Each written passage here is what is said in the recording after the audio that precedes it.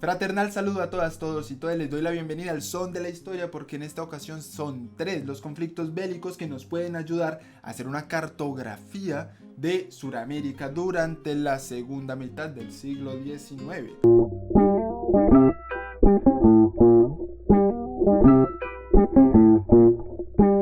En este episodio veremos cómo a partir de la Guerra de la Triple Alianza se puede cartografiar unas disputas oligárquicas en ascenso, como también la Guerra del Pacífico es el producto de unos intereses económicos concretos en los cuales también se circunscribe la Guerra del Acre y la guerra entre Colombia y Perú.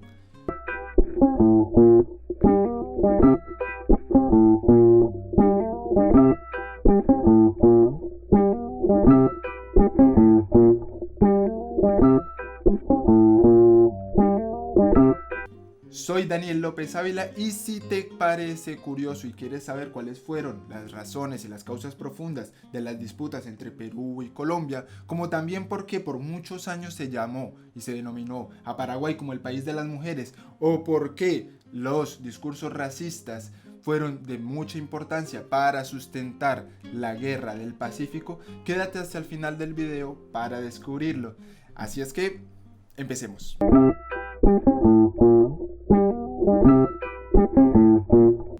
Iniciamos con la Guerra de la Triple Alianza, o la Guerra Grande como es conocida en Paraguay, una confrontación que se dio entre 1864 y 1870, en la que se enfrentó Paraguay a Argentina, Brasil y Uruguay. Esto en el marco de las disputas oligárquicas por hacerse con la hegemonía política, económica, social y cultural de las nacientes naciones.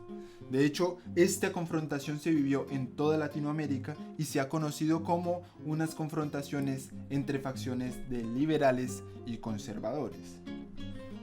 Porque si los conflictos internos y las guerras civiles explicadas solamente a partir de la ideología y las tendencias políticas, tal como lo ha hecho la historiografía liberal, pues como que le falta, de ahí la importancia de otras formas de comprender la historia, como la historia crítica o la historia desde abajo, que generan y aportan herramientas para comprender que muchas de estas confrontaciones se dieron por intereses concretos, tanto económicos como sociales, en las cuales habían una serie de disputas entre familias y entre personas con grandes acumulaciones de capitales.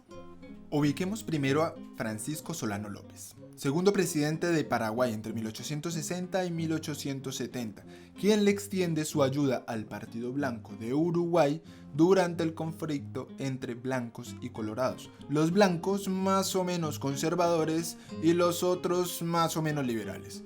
Los colorados eran apoyados por el que era entonces el Imperio de Brasil y simpatizaban con Bartolomé Mitre, presidente de Argentina.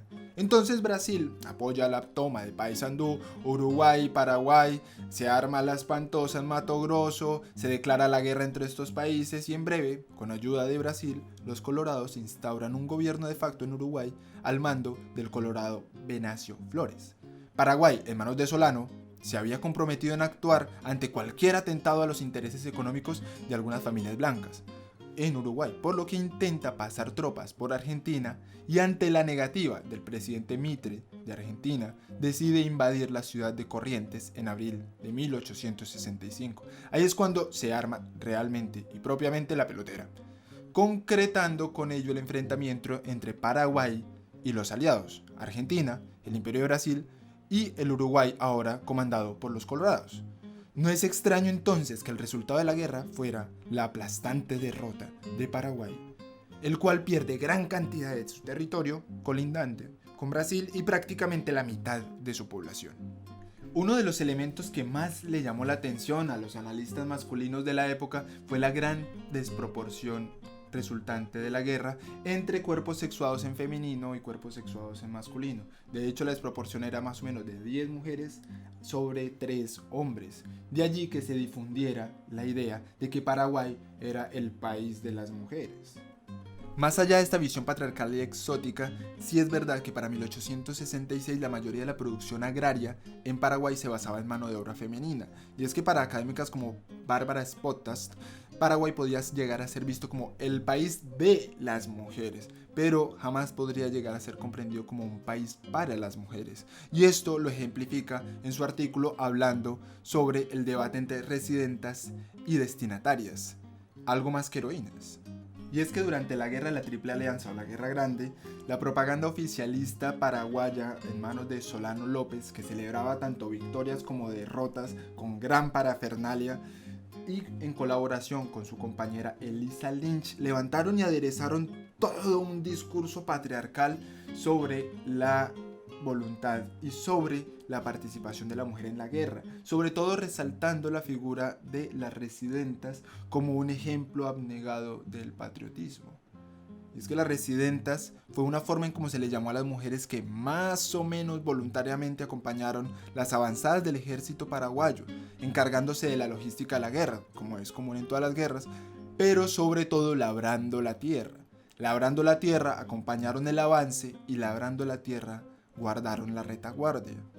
El gobierno paraguayo, incentivado por las audacias de Elisa Lynch, se inventa un supuesto batallón de mujeres, les confecciona uniformes, les compone un himno y las glorifica en batallas donde los hombres mueren, mientras dejan atrás episodios donde las mujeres demuestran autoorganización, sororidad, cooperación y resistencia legítima.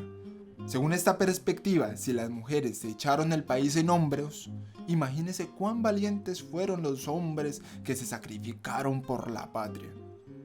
Y es que a diferencia de las residentas, se les llamó destinatarias a las mujeres que fueron directamente perseguidas y obligadas a abandonar sus hogares para retenerlas en campos de concentración donde ejercían labores agrícolas. Las destinadas son el resultado de una feroz persecución política que tuvo como eje el cuerpo femenino.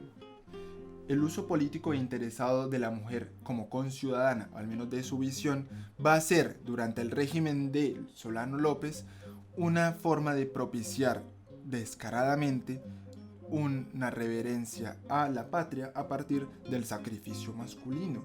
Y es que negar los derechos de la mujer va a ser un elemento sistemático después del régimen de Solano López, porque cualquier avance en estas políticas va a ser relacionado justamente con el régimen anterior y va a ser totalmente denostado. Y es que al mismo tiempo que se negaban los derechos políticos de las mujeres, se levantaba y se construía una figura alrededor de las residentas como mujeres abnegadas y sumisas de la causa patriótica. Es aquí cuando el bello sexo nacional se pone al servicio del heroísmo masculino en lo que se denominó como la epopeya nacional.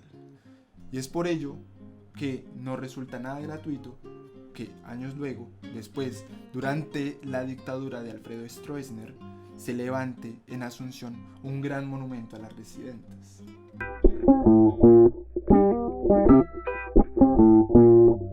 Para ubicarnos, si la guerra de la Triple Alianza deja a Paraguay sin la mayoría de sus hombres, pues la guerra del Pacífico, dada entre 1879 y 1884, deja a Perú y a Bolivia sin sus principales recursos de exportación y, más recordado aún, deja a Bolivia sin su salida al mar. En episodios pasados hemos hablado del guano y de su importancia para la fabricación de fertilizantes, pues el salitre, compuesto por nitrato de potasio y nitrato de sodio, cumple una función similar, sumado al hecho de que este es útil también para la fabricación de explosivos. Este recurso era explotado por Bolivia y por Perú entre 1830 y 1879, antes de la Guerra del Pacífico. Luego de esta, Chile monopolizaría la explotación de este recurso a nivel mundial, superando por mucho el valor de ingreso de cualquiera de sus otras exportaciones.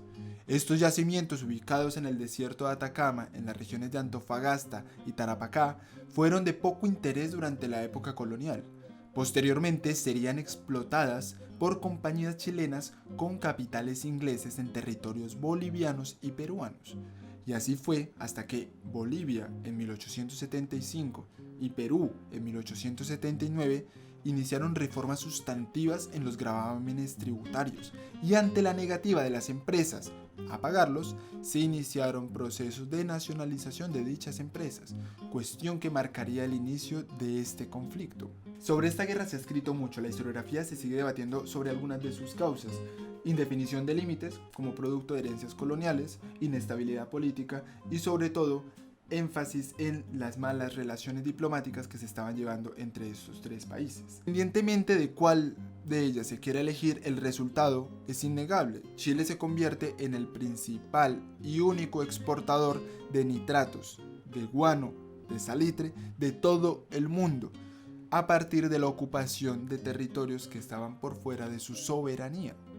Ahora bien, sorprenderá que para sus contemporáneos estas guerras fueron explicadas y fueron además sustentadas a partir de unas definiciones de lo racial que al mismo tiempo fortalecían o hacían mella en la construcción de la ciudadanía de cada uno de estos países. Entonces adivinen que enviaban un montón de contingentes indígenas a matarse entre sí mientras denostaban y mientras ofendían a las cualidades étnicas de los países con las que se confrontaban.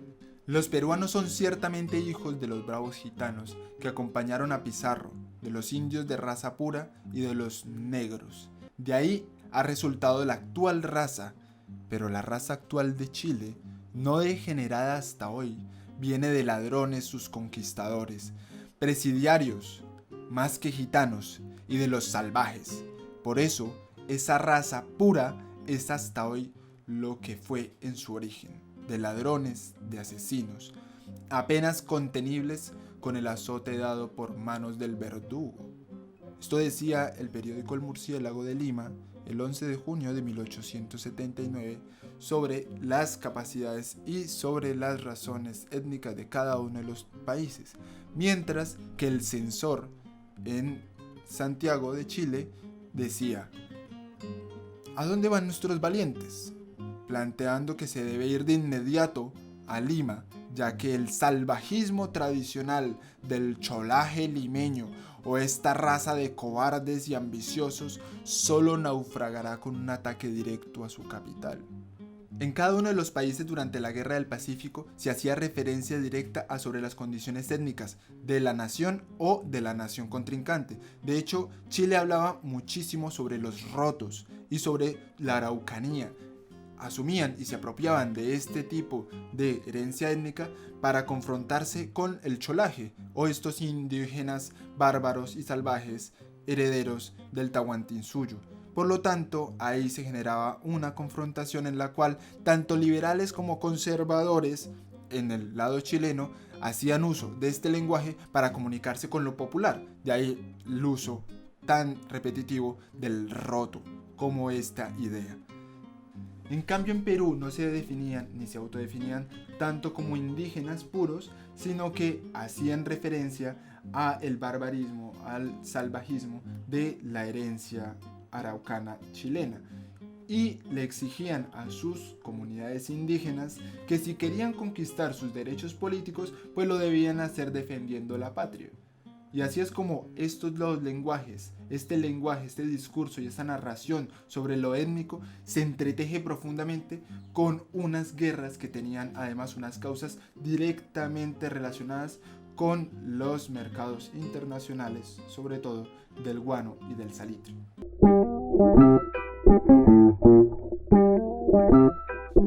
Me gustaría terminar haciendo referencia al conjunto de conflictos que se dieron alrededor de la explotación y la fiebre del caucho o siringa. De hecho, el primero entre 1899 y 1903 entre Bolivia y Brasil, conocido como la Guerra del Acre, y los segundos, los conflictos que acontecieron entre Colombia y Perú, el primero en 1911 y el segundo entre 1933 y 1934. Para contextualizarnos, 15 años después de la derrota en el Pacífico, Bolivia se lanza hacia la Amazonía en búsqueda de recursos para la explotación y exportación, pero también en búsqueda de rutas comerciales que le puedan encontrar y le puedan generar caminos al mar, en este caso por el Amazonas hasta el Atlántico. Y es que, sobre todo, Bolivia tenía la intención de empezar a cartografiar esos espacios donde su soberanía no había alcanzado. De hecho, mandan al mismo José Manuel Pando, el mismo que traicionaría años después a Zárate-Huilca, a que fuera a la Amazonía a hacer ciertas expediciones en búsqueda de rutas y de lugares estratégicos donde se pudiera extender la soberanía boliviana. Y ahí es donde se empieza y se genera el conflicto con Brasil en esta región amazónica. Y es que si eso fue así en Bolivia, en Colombia la situación sería además agenciada por otros actores. Ya no sería un elemento estatal o institucional, sino que sería una guerra producida por intereses económicos de una casa económica concreta que vendría siendo la Casa Arana. Una empresa que, a partir de las relaciones comerciales que tenía con Europa y las relaciones que tenía entre cada una de los sistemas económicos que acontecían en Amazonas, como azucareros y diferentes elementos, pues vendrían a ser el germen de la ocupación de Leticia por parte de algunas de las tropas y algunas de las personas armadas que entraron a Colombia. El caucho había empezado a tener presencia en los mercados internacionales desde inicios de 1800, sin embargo no sería hasta un siglo después, durante la primera década de 1900, que la demanda de caucho para la fabricación de neumáticos generara un boom. La fiebre del caucho inició, fiebre que la quina no pudo tratar, sino que empeoró abriéndole las rutas fluviales de la Amazonía a este comercio. Los antiguos espacios quineros se volcaron ahora a la explotación de la Bea brasilensis. Para 1900, el comercio era bastante movido en Perú, en Bolivia y Brasil. Colombia, sinceramente, no pintaba aún por ningún lado. Para 1899, Bolivia decide fundar una aduana en Puerto Acre para asegurar su soberanía, y Brasil, no contenta con ello, arremete. Una serie de levantamientos acontecen en la región y el conflicto termina en 1903 con el Tratado de Petrópolis, en el cual, pues adivinen qué, Bolivia pierde gran cantidad de su territorio. Las diferencias y las similitudes en cada uno de estos conflictos hace pensar que las guerras del Acre, las guerras de la Siringa, se pueden rodear y se pueden unir en unas mismas formas, en una misma dinámica de comprensión regional. Y es que lo que genera todo ello es la explotación de un recurso que está siendo altamente demandado en los mercados internacionales. De ahí que la Casa Arana, que tenía todo el corredor del Putumayo ya monopolizado y que sus haciendas conectaban directamente con Liverpool, pues generara la suficiente influencia social, económica y política para poder empezar a generar esta serie de disputas, de reyertas y demás. Para el caso colombo-peruano, un elemento que se relaciona con las guerras del Pacífico es que la forma en cómo se desataría este conflicto sería sobre todo por unos cambios en los regímenes fiscales. Y es que los hacendados y las familias que tenían todos los negocios en territorios colombianos pero eran peruanos no se pusieron muy contentos cuando les dijeron que tenían que empezar a pagar altas tasas por la exportación. Y bueno, ya sabemos cómo terminó la cosa. El gobierno colombiano se demora 4 meses en llevar tropas hasta por allá. Jamás nunca se habían pensado ir a esos recónditos lugares. Y después de un par de escaramuzas, la cosa se soluciona. Es asesinado el presidente de Perú, Sánchez Cerro, y toma el cargo Óscar Benavides, que era bastante amigo de López Pumarejo. Se firma un tratado de paz y solucionaba la cosa. Los conflictos siringueros entonces nos hablan de esa relación entre los mercados internacionales, las diferencias entre los límites, pero sobre todo de cómo la ocupación del territorio se da primero a partir de unos intereses comerciales y luego se extiende la soberanía nacional, y eso se da justamente en estos periodos de tiempo, finales del XIX y principios del siglo XX.